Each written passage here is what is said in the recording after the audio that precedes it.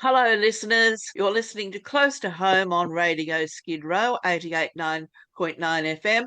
My name is Lou Steer, and with me today, I'm very lucky I have two composers, Chloé Charody and Keyna Wilkins, who are here to talk about the Hearts of Gaza concert at Abbey Road on June the 7th. I'm going to start with Keyna. Hi, Keyna. How are you? I'm good. How are you, Lou? Oh, I'm fine.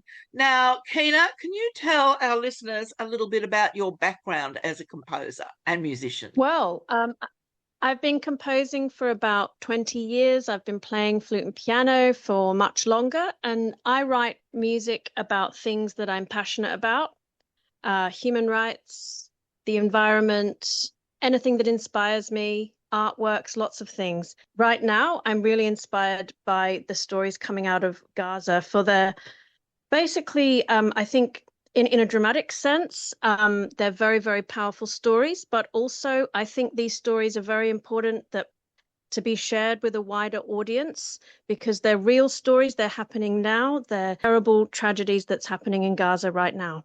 And can you tell us how you became involved with refugees? Because you've done a lot of work with refugees, including recording poetry and things like that, and setting it to music. What gave you your interest in refugees? It's something I've cared about for a long time. I was running the Amnesty International Artists Network about 15 years ago, and it's something that yeah, I've been interested in since high school, actually. I'm not a religious person. I do believe in a spiritual world, and I do think that it's very important for us to care about our fellow human beings.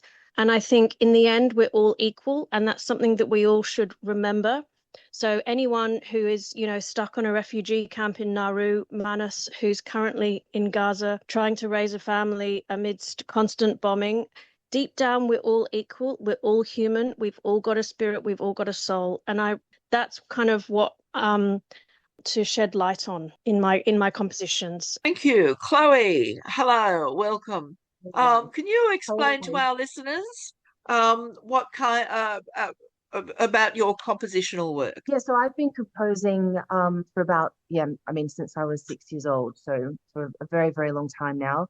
I write operas, I write ballets, I write musicals that travel and tour across Europe and the wider world. And I think in recent years, I've been doing a lot of work with in terms of helping them to find asylum. And I think one thing that I've found quite useful with the platform that I've created as a composer is I'm able to tell their stories to a wider audience. So most of the works that I create these days, all my pieces tell what I think are very important stories that need to be heard. And I feel like, in a way, it's a form of justice being served for a lot of people that live with the most horrendous injustices being done to them on so many different levels. So I sort of look at my work as sort of a form of artistic resistance in a way these days anyway. Yeah, so that's sort of my background as a composer. It's very broad and very wide, very colorful. But yes, these days I'm very much focused on using my platform to raise awareness on humanitarian issues. My next question is about Hearts of Gaza itself. You've already Mhm. had one successful fundraising concert at Abbey Road.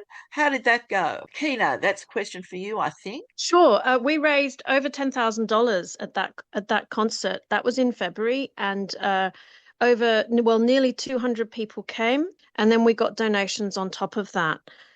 So it was highly successful, and it helped feed thousands of families through Gaza. Chloe, did you have anything to add to what was done with that money in Gaza? Because Chloe mainly she co-manages Hearts for Gaza with a Palestinian writer who's currently in Malaysia, and they've had many amazing successes. So it was started out as just a project run by her and Shadi Salem, but it's grown and grown. Chloe, did you have anything to add to that? Yes, October 2023, Keyna introduced me to Charody. And at the time, we were sort of racking our brains as what we could do to sort of alleviate this humanitarian disaster that was going on and worsening day by day. So after brainstorming, we decided to launch Hearts for Gaza and employ Gazans on the ground to run all of our aid projects. So the reason that Hearts for Gaza has been so successful and has still been able to run for all of this time is because we use all of the Gazans on the ground themselves as distributors of the aid. So since October 2023, we've brought in water tanks, distributed food packages, in thousands, thrown kids' parties, run bakeries, brought food and milk into hospitals, distributed warm clothes, open kitchens right across North, South, and Gaza City. And I have to say that as Israel intensifies its inhumanity, I simply just build more teams. The catastrophic humanitarian crisis that it seems now the mainstream media is actually finally starting to report on has naturally meant that our projects have had to always respond accordingly. Our teams have had to find merchants selling whatever food at the moment is available, and it is unbelievably expensive, and it is completely out of the reach for most people that have lost absolutely everything. You know, the money that we're raising at the moment is going directly to the teams in North, South, and Gaza City, where these incredibly brave humanitarians working for Hearts for Gaza are buying at the moment milk formula, beans, vegetables, and flour, which is the only thing we can actually get our hands on right now. And the running of our kitchens and bakeries, unfortunately, has become too dangerous as these have been bombed. So our team distribute all the aid by foot, and where possible, they distribute it with trucks. So if you look, it's actually quite often when people are asking me about the project, I actually just go into my Instagram profile for Hearts for Gaza because it actually shows the progression of this increasing humanitarian disaster. At the very beginning, when we were throwing children's parties and we were distributing food packages and bringing in water tanks, there is a desperation for it, but the desperation is absolutely nowhere near as astronomical as it is today. It is also, I'm afraid I'm going to cry in a sec, so I'm just going to have to give myself a minute to just kind of breathe through it. Sorry. Just give me a minute. So the promised myself I wasn't going to cry right now because I'm doing my very best to hold it together. It's at the moment, I can't even begin to explain the catastrophic situation that is happening in Gaza, which I'm sure most people, actually, a lot of people that are following the situation there and actually getting their news properly, are actually aware of what is actually happening there. Unfortunately, the mainstream media has played a huge role in enabling this genocide through terribly inaccurate reporting. And it's also the silencing of so many people that most people, I have to say, are freaking crackers and cowards, man. Fucking cowards. Seriously. Like, people are just refusing. I've got people that won't have anything to do with me, family members of mine that have cut me off completely, all because I am trying to save the lives of these innocent people in Gaza. And that's what it comes down to. There really isn't anything else. And it's just an absolute catastrophe.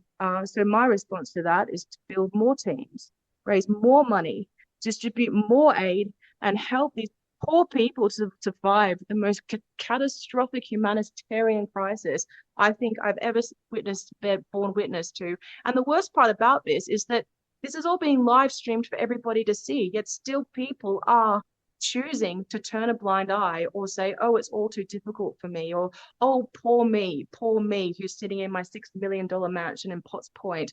Oh, this is also anti-Semitic. I mean, the insanity is just beyond anything I can actually get my head around. My sadness and my anger really fuel this project. And I'm actually quite grateful for my sadness and my anger, because if I wasn't so angry and I wasn't so sad, I don't think I would be pushing this as hard as I am. Chloé, that's absolutely wonderful to hear about the work of Hearts of Gaza on the ground, because it is very difficult to hear about the work of anybody providing aid in Gaza because of all those things you said, the bombings and the destruction and the uncertainty of that anybody will be able to to do it because they don't know whether they're going to be alive next. So thank you, Chloe. I'm going to give you a moment now and get back to Keyna. We're going to talk about the concert, Keyna. What can people expect at the concert? Well, doors open at 3:30. It's on Saturday, 7th of June at Addie Road Community Centre, which is the main hall at the back, Glamorgan Hall. And the doors open at 3:30. The concert will start at 4 p.m. And basically, we've got a lot of local musicians and composers from all over the world. We have Palestinian cellist Antonio Aguilar, Syrian oud player Maxime Georges.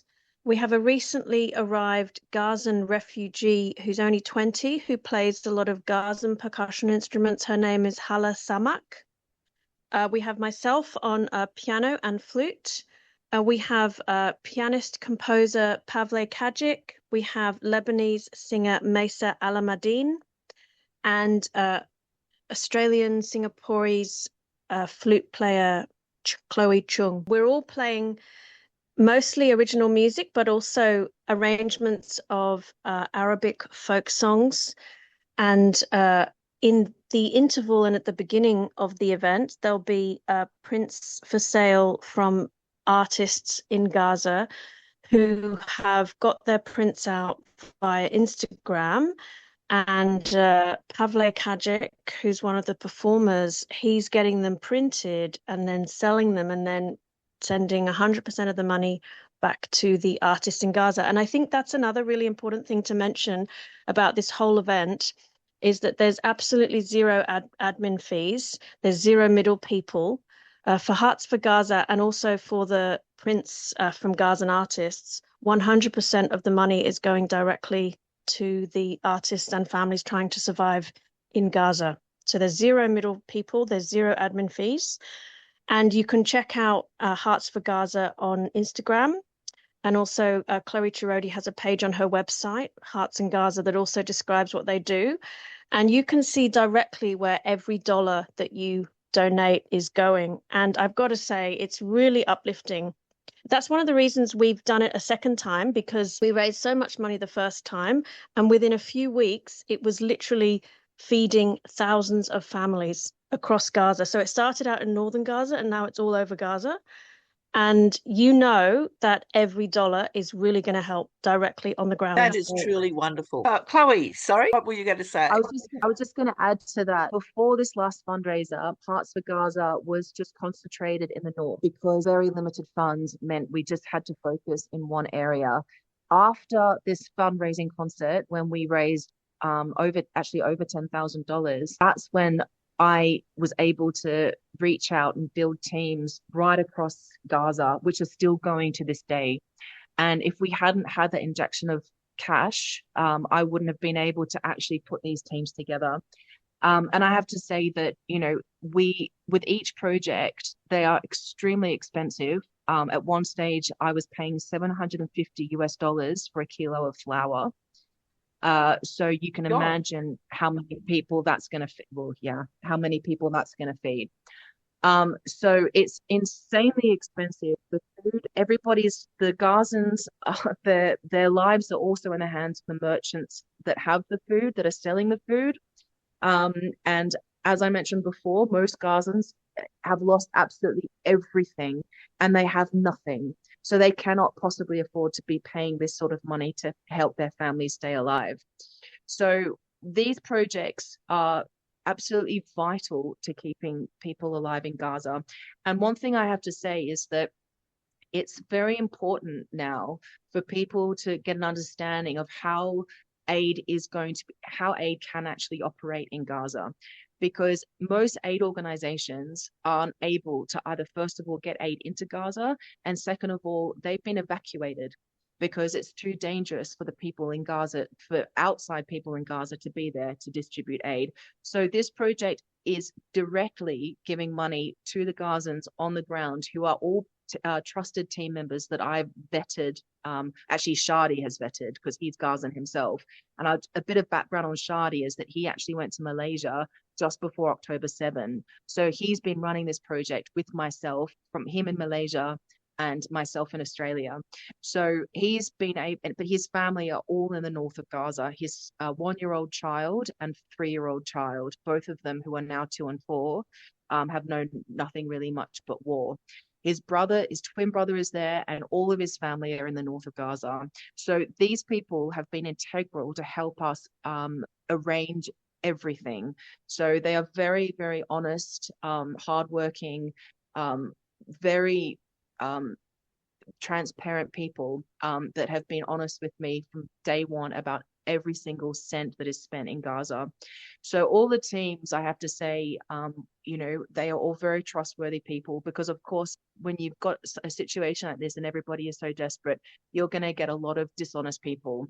And I have to say, there've been a couple of times where I have been ripped off.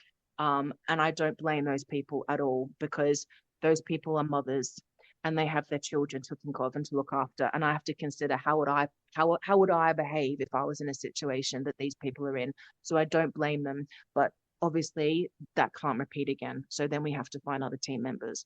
But we're able to find this out through the people that are actually working for us on the ground in Gaza.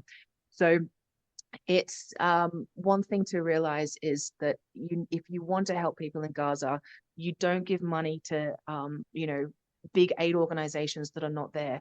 Give the money either directly to the people in Gaza. So there are most families at the moment, the only lifeline they have are their Chuffed campaigns or their GoFundMe campaigns. That's their only lifeline, is to feed their families. So I, through my own personal money, spend maybe $400 or $500 a week just giving money to these families outside of Hearts for Gaza, because I know that I don't have enough money with the Hearts for Gaza project that week to do a distribution. But these families have got children who are dying of starvation. So if I send them $50, I know that they can either at least feed their family for 2 days, So there are so many scams. Okay, there are so many people scamming. I mean, of course there are people with GoFundMe pages that are literally sitting in Indonesia or in Pakistan. I mean, it's shocking, but it's the nature of the beast, isn't it?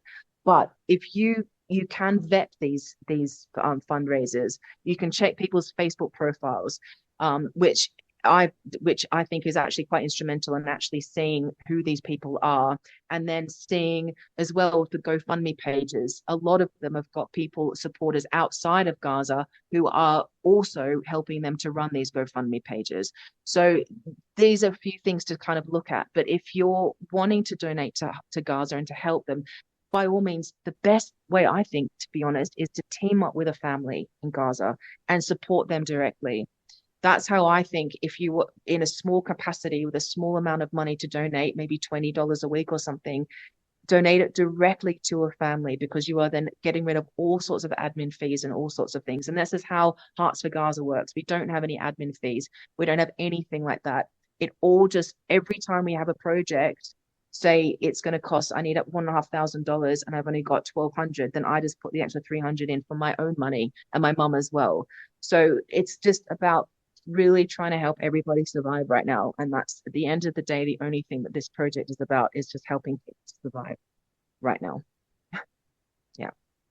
Thank you very much, Chloé Charody.